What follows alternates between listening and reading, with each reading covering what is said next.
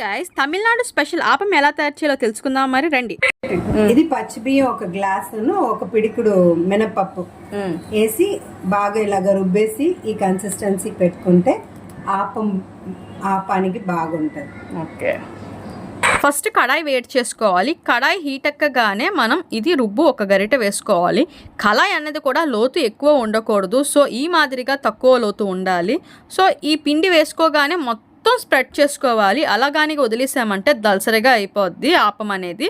So మొత్తం spread చేసుకున్నామంటే ఆపం పల్చగా వస్తుంది. ఇప్పుడు మనం పొయ్యి మీద పెట్టేసుకొని దానికి కొద్దిగా ఆయిల్ వేసేసుకొని ఒక 5 నిమిషాలు మూత పెట్టేసుకుంటే ఆపం అనేది రెడీ అయిపోతుంది. ఆపం అనేది రెడీ అయిపోయింది. ఇది ఒక్క పక్కే కాలుస్తారు, రెండో పక్క కాల్చకూడదు.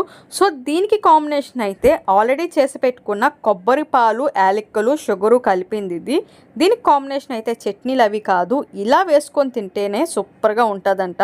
సో నేనైతే ఇది ట్రై చేద్దాం అనుకుంటున్నాను. సో ఇది టేస్ట్ ఎలాగుందో కూడా చెప్పేస్తాను, రండి. మీరు కూడా ట్రై చేసి ఎలాగుందో కామెంట్ చేయండి.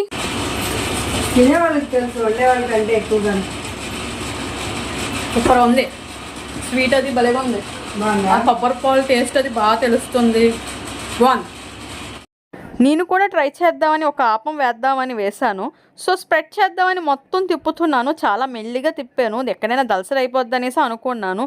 ఒక పక్క చూస్తే చెయ్యి కాలిపోతుంది, ఎలా తిప్పుతున్నారో వీళ్ళు అనుకున్నాను.